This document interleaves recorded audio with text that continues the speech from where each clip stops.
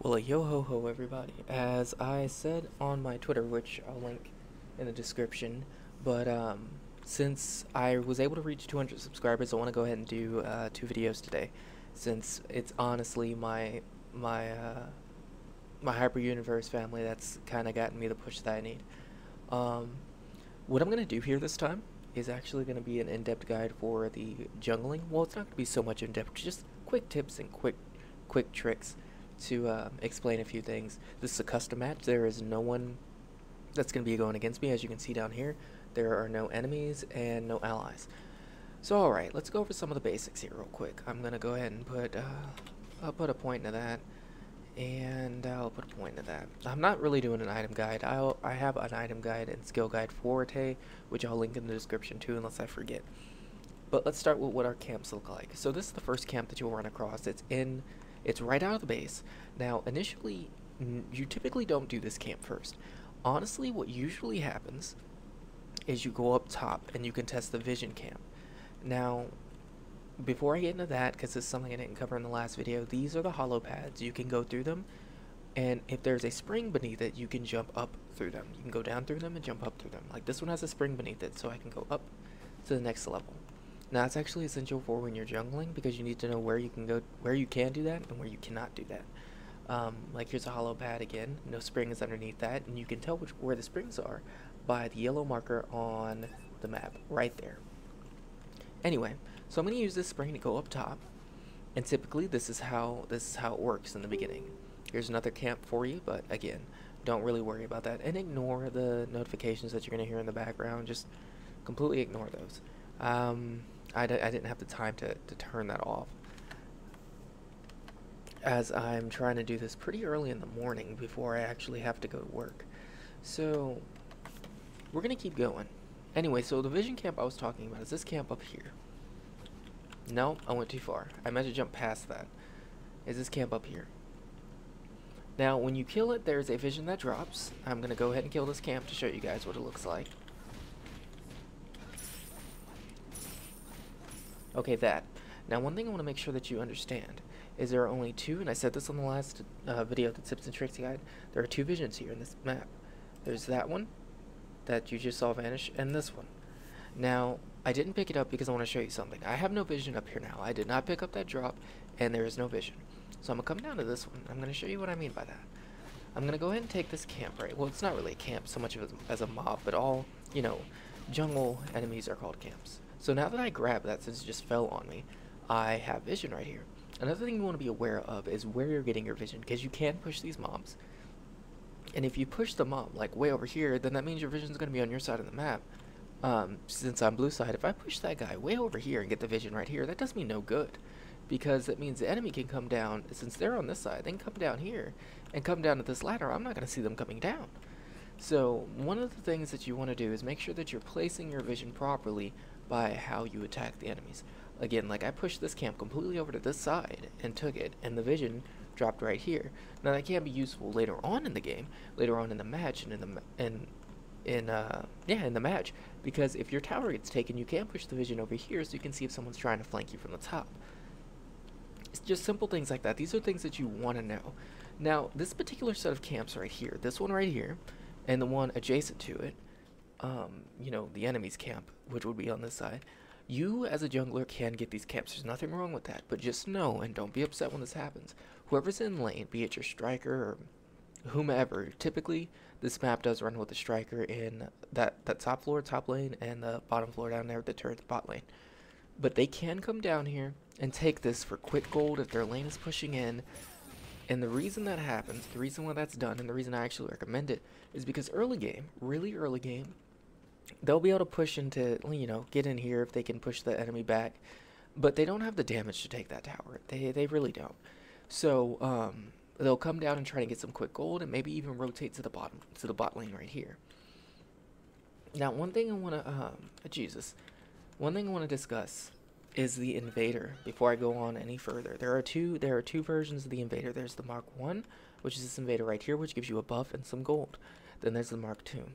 Just like the vision, when this invader drops its buffs, you have to pick them up. You can't just kill it and walk away, because if you kill it and walk away, then you don't get the buffs. You don't get the gold, you don't get anything. And the enemy team can't take it, regardless of who took the last hit. Whoever picks up the buffs gets them. Now we come down here and you have your small camps right here.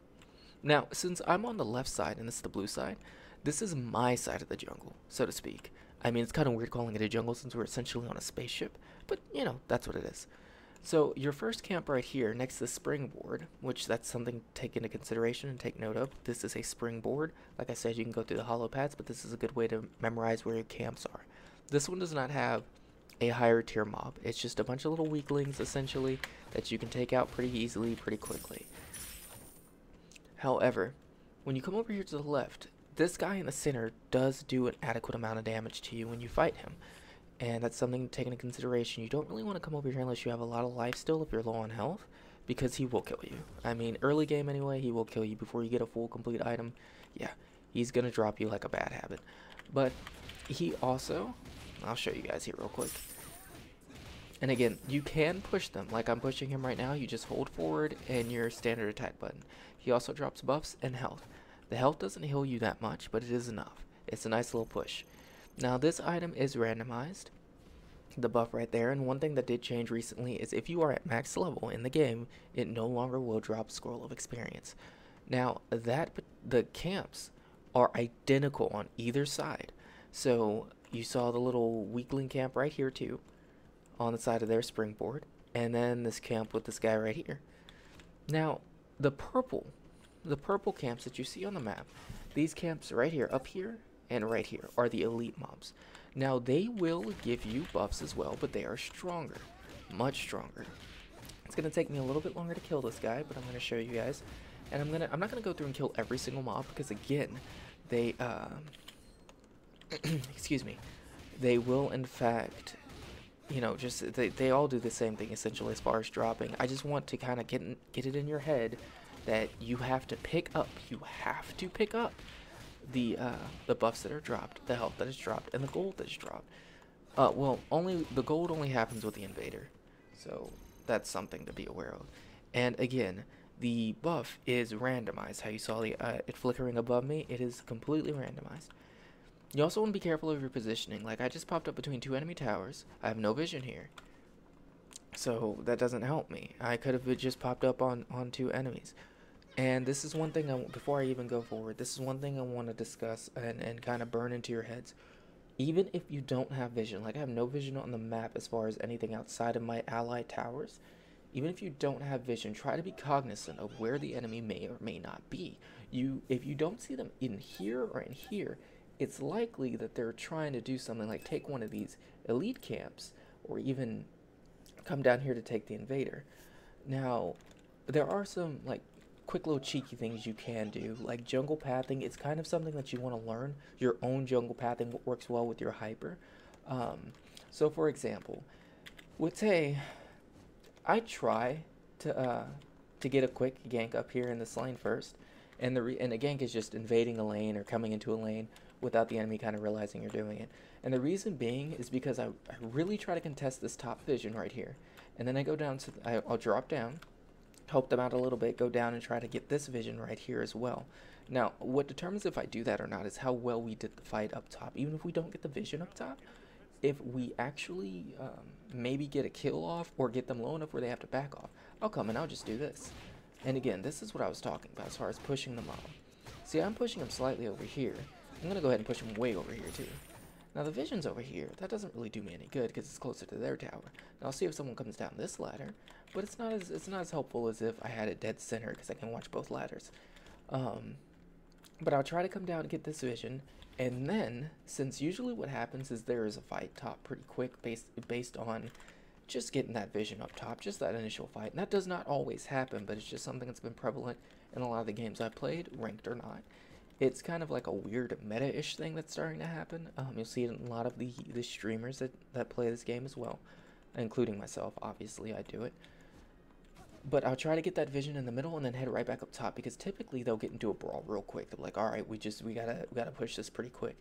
And again, this is a fast-paced MOBA, but you should not try to take every single fight. There are going to be fights that you need to think about. Should I go in? Does my team have the power to actually do this? Do we have the right lineup? Are they going to come from another lane? You got to think about these things. It's not as cut and dry as a lot of people think it is, and I notice that a lot of people play it that way, and it's not. This is not Super Smash MOBA. It's just not. I'm sorry if that sounds kind of ugly. I don't mean it to. Super Smash is a fantastic game, but this game is not Super Smash Brothers. You don't go in a lane and just instantly fight. There are objectives. There's gold. There's CSing, which, you know, collecting your gold, dropping the minions properly. And there's wave push. There's a lot of things. There's crowd control. There's stuns. There's knockups. It's just a lot to consider. Anywho, so I'm going to go up here and show you these other buffs real quick. So here's another elite mob. This guy won't stun me or nothing, but they do a lot more damage. As you can see, I just took quite a bit from his little laser blast of hate. Typically, you won't get a lot of contesting with these particular ones up here unless you're the one doing the invading.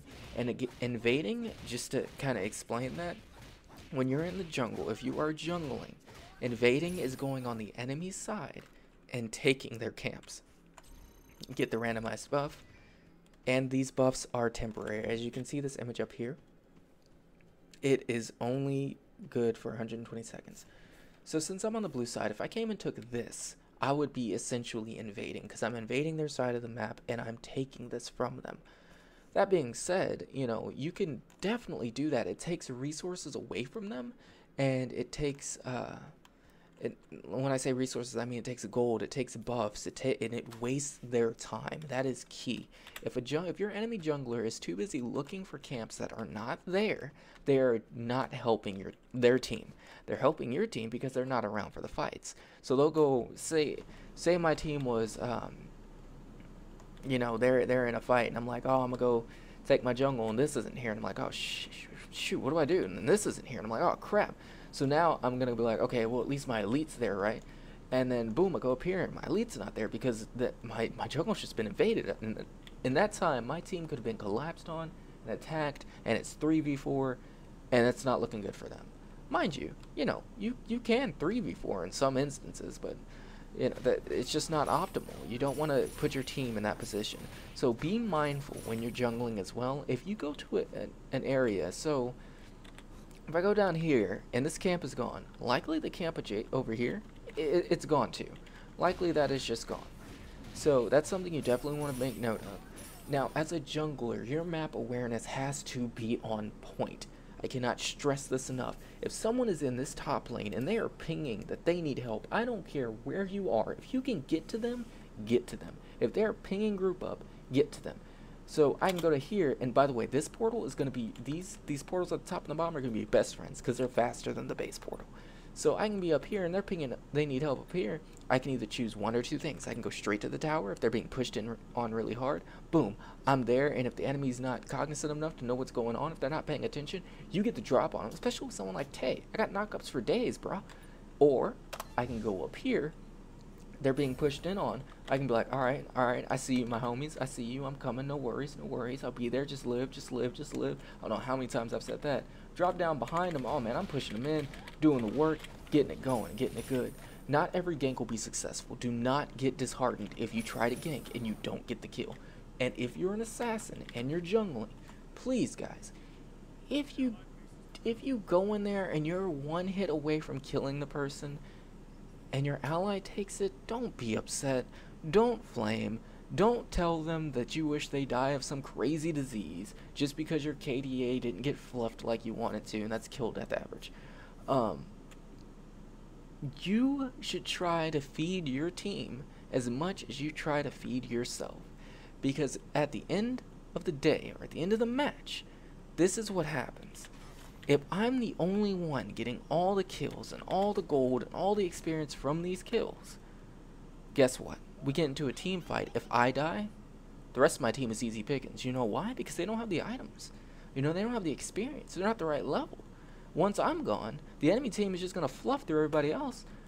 Anywho, I'm going to show you guys this particular dude. Oh, no, I'm not. I'm probably going to die right here. But here's another thing that you want to take into consideration. This also comes down to the map awareness. So I'm down here doing this. If every other lane's pushed up and I ping that I would like some help down here, as my teammates, you should come help this little old Tay out. I'm not going to be able to do this alone. And I don't want to drag this video out to get, you know, other items, because this is just asinine. Oh, but I'm gonna try it. I'm gonna try it for you guys. I'm gonna. Oh, Lord have mercy. This is not gonna happen. Okay, so we're not doing that. We're not doing that. Now you can solo the first invader a lot easier than you. Oh my good lord, what is your problem? You can solo the first invader a lot easier than you can solo the second one. I wouldn't even recommend trying to solo the second one if I'm going to be honest with you. Also, I do want to point this out for all my fellow Jack players. This has nothing to do with the jungle, it has purely to do with the invader. If you umbrella and you're the only one doing the invader, it will reset.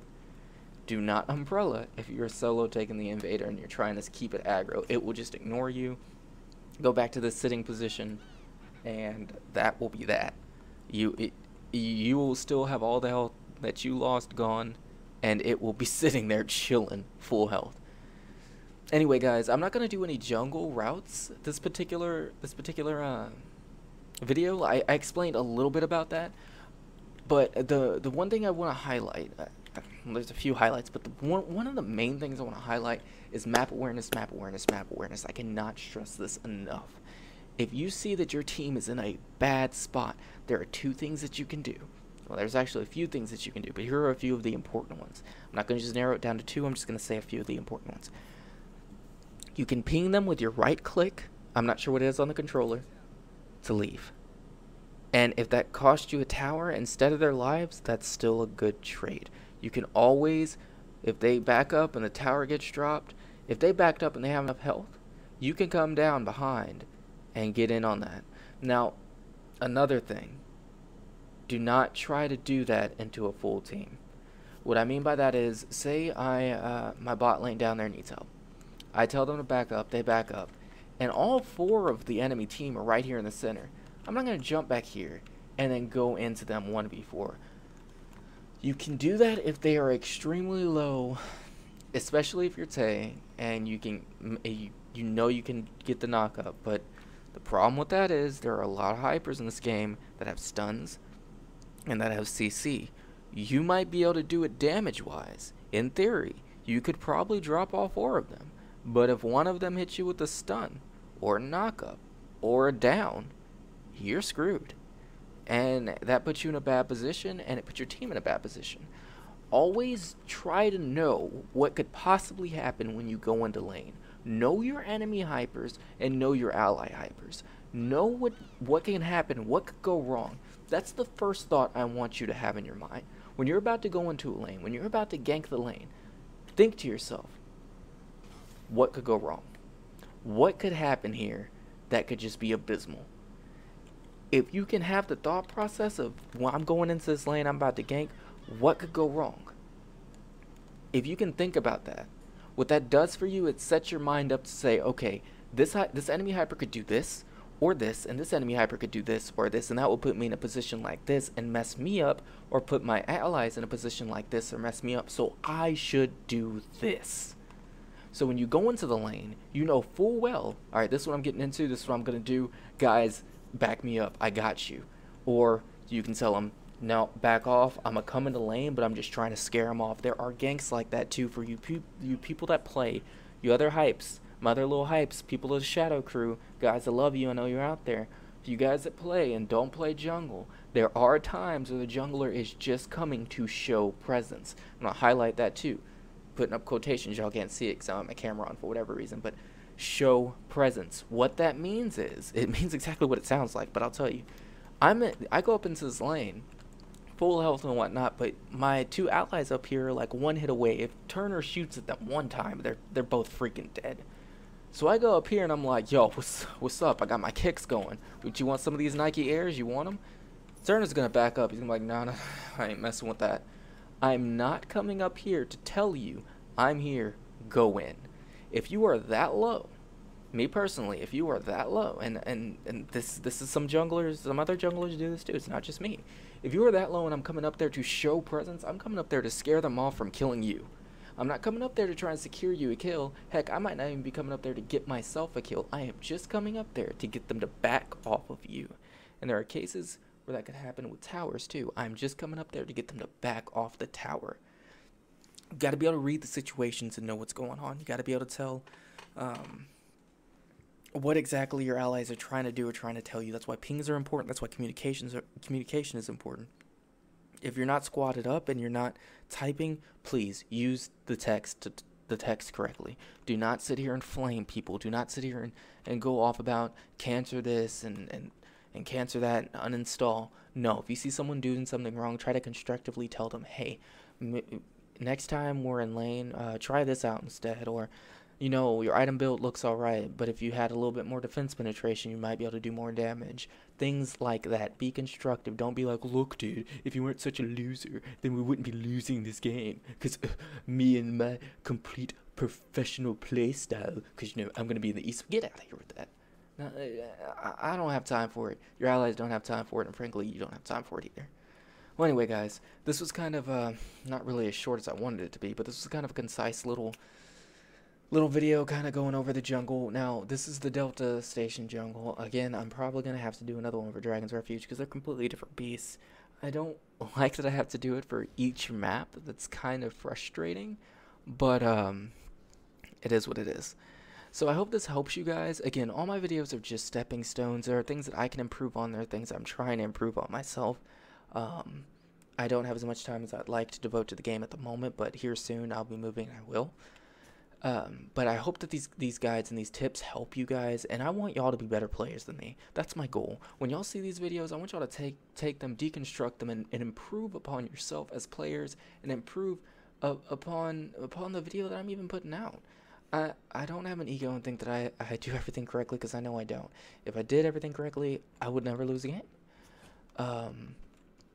But yeah, guys, I want y'all to have a great morning, day, noon, or night. I'll try to remember to put the links down in the description. I'm actually going to release this before Thursday. I'm thinking about releasing it as soon as I have it edited up, which I'm going to do before I go to bed. So get some coffee in your systems, guys, some tea, water, milk, whatever it is you're drinking, and have a good one on me, all right? Monolith Brook Shadow signing out, and of course, get a yo-ho in there. That was kind of weak. Someone's sleeping, so I can't breathe super loud, but yo-ho-ho, guys. Y'all know what it is, and hopefully on Wednesday I'll be streaming. I don't know, but I'm going to put that in the description too. I will catch you guys on the next one.